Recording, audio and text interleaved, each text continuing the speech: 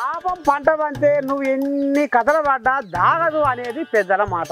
ఇక మరి ఇప్పుడు ఈ ముచ్చట ఎందుకు చెప్తున్నానంటే ఇగో గిందుకు చూడు.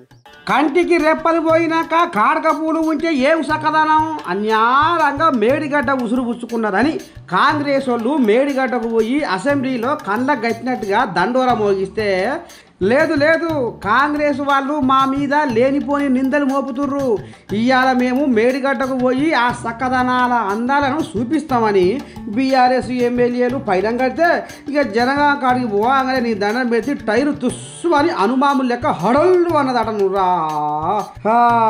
ఇక దాంట్లో కూర్చున్న ఎమ్మెల్యేలకు తడిసి మోపడైందట నువ్వులా. ఇంకా నయ్యం ఊత పుణ్యానికి పానాలకు ఘనమైతుంది అని ఒకరి ముఖం ఒకరు చూసుకుంటాట గులుక్కుంటా. మరేందురా చేసిన తప్పు గోషలో పెట్టుకొని కాశీకి పోయినట్టు తప్పు చేసిరు కాబట్టే భగవంతుడు గంపంత కళ్ళు పెట్టుకొని చూసి గిట్ట కలంపం పుట్టించిండని సోషల్ మీడియా సంగపోలు సుర్రు అంటుర్రులా అని దండం పెట్టిపో.